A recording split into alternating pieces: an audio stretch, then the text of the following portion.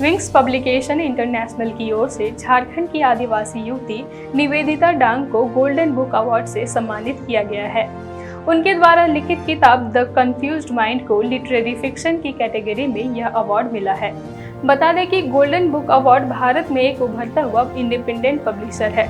पूरे विश्व के कई देशों में विंग्स पब्लिकेशन इंटरनेशनल द्वारा इस अवार्ड समारोह का आयोजन किया जाता है ताकि दुनिया भर के बेहतरीन लेखकों को पहचान मिल सके।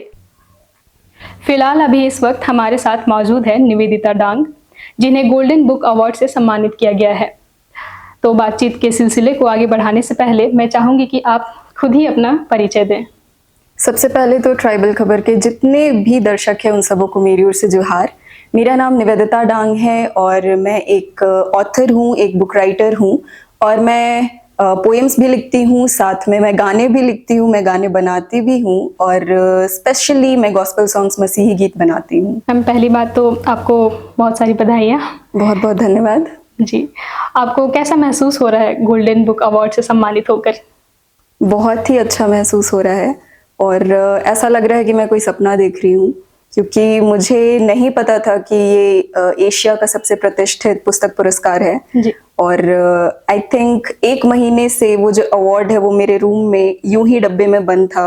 उसकी पैकेजिंग काफ़ी खूबसूरत है तो मैं उसे अपने बगल में रखा करती थी एंड अचानक से जब ये पता चलना कि ये सबसे प्रतिष्ठित अवार्ड है, क्योंकि मैंने बस यूं ही नॉमिनेट कर दिया था और मुझे सिलेक्शन की भी उम्मीद नहीं थी, लेकिन मैं ये बोलूँगी कि ये प्रभु यीशु का ग्रेस है, उनका अनुग्रह है मेरे ऊपर कि जब मुझे ये अवार्ड मिला एंड अभी लोग जब बधाइयाँ दे रहे हैं तो कहीं ना कहीं यकीन नहीं हो रहा है, बिकॉज ये वही लोग हैं जो मुझे बैश किया करते थे कि तुम राइटिंग क्यों कर रही हो।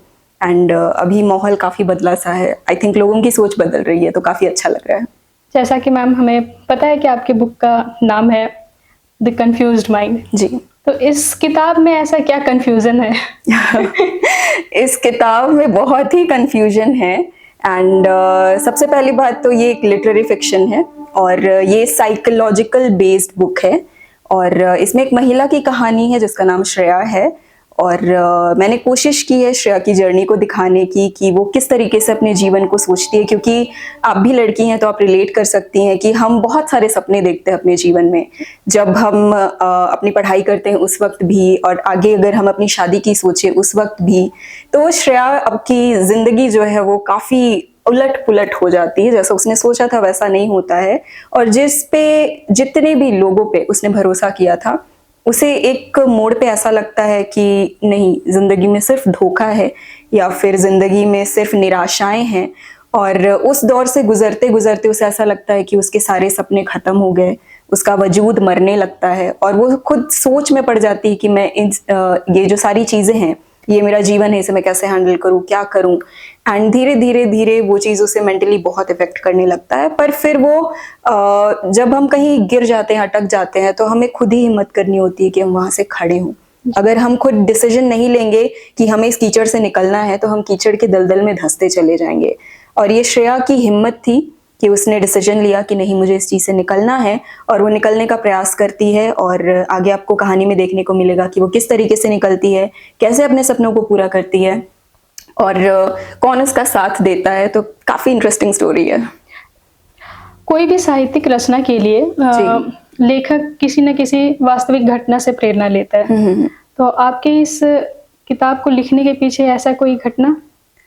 घटना तो मैं नहीं कहूँगी, लेकिन मेरी मम्मी खुद मेंटल स्ट्रगल से गुजरी हैं तो मैंने उन्हें देखा है और मैं ये जानती हूँ कि कितना मुश्किल है जब आप अपने दिमाग के जेल में खुद फंस जाते हैं। यू नो, अगर आप नहीं निकलना चाहेंगे तो कोई आपको कितना भी समझाए आप नहीं निकल सकते हैं। तो because I have seen her struggles, तो कहीं ना कहीं मुझे लगा कि नहीं यार, इस चीज़ को बताने की ज़रूरत है, लोगों को समझाने की ज़रूरत है। बिकॉज अगर आप मेंटल स्ट्रगल्स को, डिप्रेशंस को आप नहीं समझ सकते तो कहीं ना कहीं वो एक ऐसा डार्क फेज आपके लाइफ का बन जाता है जहाँ से आपको ज़िंदगी में आगे बढ़ना बहुत ही नामुमकिन सा लगने लगता है। तो यही मैंने कोशिश की है। विंग्स पब्लिकेशन इंटरनेशनल की तरफ से होता है आयोजित। तो आपको इस बारे में कब पता चला? आपको ये पहले से मालूम था या फिर? बिल्कुल भी नहीं। एक्चुअली ये बहुत ही एक्सीडेंटल घटना है।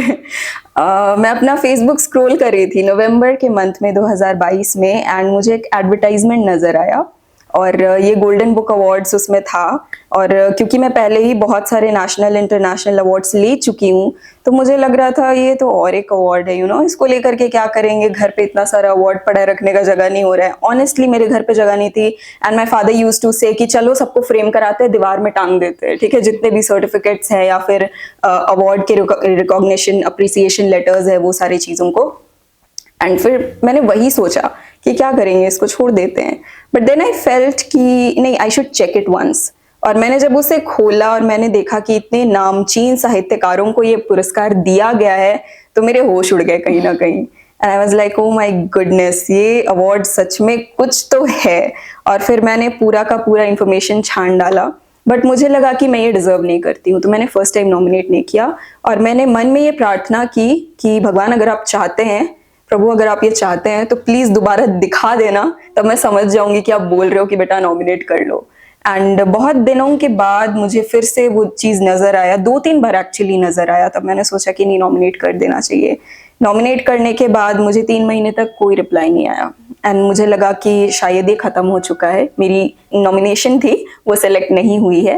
एंड कुछ दिनों के बाद फरवरी में मुझे उधर से कांटेक्ट किया गया पब्लिशिंग हाउस से कि आपकी जो नॉमिनेशन है वो सेलेक्ट हो गई है। And I was like oh my goodness, अच्छी बात है, हो गई है। और कुछ दिनों के बाद में फिर मेरी जो नॉमिनेशन थी उसके बाद उन्होंने मुझसे 3 कॉपीज मांगे मेरे बुक के। तो मुझे लगा कि अब तो जूरी हर चीज़ चेक करेगी, ग्रामेटिकल मिस्टेक, स्पेलिंग हो गया, बुक का कवर पेज हो गया, डिज़ाइनिंग, बिकॉज हर चीज़ पे मार्क्स होता है। और उसके बाद में मैंने उम्मीद छोड़ दी थी, बट फिर आई थिंक 1 वीक के बाद में मुझे ये न्यूज़ मिला कि नहीं, मेरी बुक सेलेक्ट हो गई है और अब मैं नॉमिनी से अवार्डी बन चुकी हूँ। तो ये जर्नी थी अवार्ड की। अभी जैसे युवा लोग भी जैसे लेखन के क्षेत्र में आना चाहते हैं जी, तो उन लोगों के लिए आप अपने तरफ से क्या सुझाव देना चाहेंगे? मैं उनको सुझाव देना चाहूँगी कि सबसे पहले तो आप अपना नीश डिसाइड करें कि आप लिखना क्या चाहते हैं। जैसे मैंने साइकोलॉजिकल चुना, बट मैं सिर्फ साइकोलॉजिकल नहीं लिखती हूँ, मैं पोएम्स भी लिखती हूँ।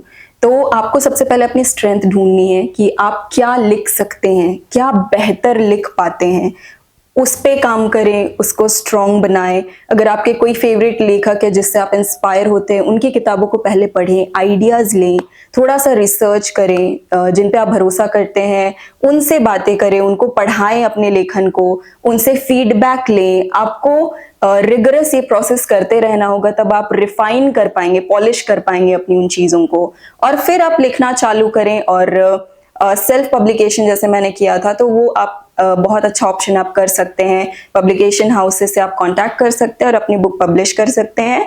बट मैं यही बोलूँगी कि डिसिप्लिन इज़ द की। आपको डिसिप्लिन रहना होगा जब भी आप कुछ भी लिख रहे हैं, और दूसरा आपको कंसिस्टेंट रहना होगा। Yes, thank you ma'am. इसके लिए तो ऑब्वियस है कि जो युवा लेखक हैं उन्हें ये सुन के बहुत प्रेरणा मिली होगी। जी जी। मैम एक और सवाल है मेरा कि आप जैसे एक आदिवासी समुदाय से ताल्लुक रखते हैं जी, तो एक आदिवासी होने के नाते क्या आप आदिवासियों पे भी कोई किताब लिख रही हैं या फिर लिख चुकी हैं या फिर उसमें लिखने की रुचि रखते हैं? ओके, अभी तो मैंने नहीं लिखा है, और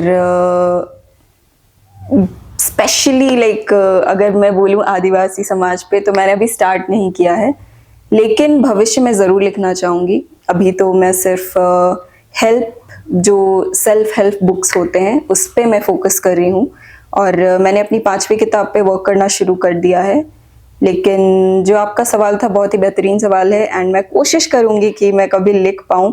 and I need a lot of research, because हमारा जो आदिवासी समाज है वो बहुत ही ज़्यादा डीप हिस्ट्री से भरा हुआ है और डीप हेरिटेज से भरा हुआ है। तो मैं नहीं चाहती कि मैं बिना रिसर्च के उस पर काम करूं, क्योंकि मैं कहीं भी आदिवासी समाज की शोभा पे कॉम्प्रोमाइज़ नहीं करना चाहती। तो मैं ज़रूर लिखूंगी, पर मैं समय लेना चाहूँगी इसके लिए।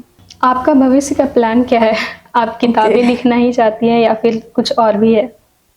भविष्य का प्लान तो मेरा बहुत कुछ है, बहुत ही ज़्यादा कुछ है, पर मैं बेबी स्टेप्स पे भरोसा करती हूँ। छोटा छोटा कदम लेना चाहिए, और जैसे मैंने बताया मैं अपनी 5वीं बुक पे काम कर रही हूँ, और अभी ईस्टर के आसपास में मैं अपने एक सॉन्ग पे भी काम कर रही हूँ जो क्रिश्चियन सॉन्ग है उस पे, और मैंने अभी रिकॉर्डिंग स्टार्ट कर दी है और मेरा ट्रैक बनना स्टार्ट हो चुका है। तो अभी 2 ही प्रोजेक्ट में लेना चाहूँगी, एक अपनी किताब का, एक अपनी सॉन्ग का।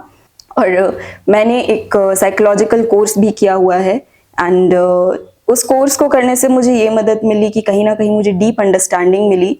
तो मैं आगे काउंसलिंग भी लेना चाहूँगी। अभी भी मैं थोड़ा बहुत काउंसिल कर लेती हूँ, बट इसे बड़े स्तर पे ले जाना और लोगों की मदद करना, ये कहीं ना कहीं मुझे इसमें खुद इस्टेब्लिश होना पड़ेगा पहले, फिर देखा जाएगा भविष्य में क्या होता है। हमारे ट्राइबल खबर के दर्शकों के लिए मैम आपकी तरफ से कोई पर्सनल सुझाव? मेरी तरफ से पर्सनल सुझाव तो उन लोगों के लिए है जो सपने देखते हैं, और जैसा कि हमारे former president doctor Abdul Kalam जी कहा करते थे कि अगर आपका सपना ऐसा है जो आपको दिन में सोने देता है तो वो सपना नहीं है।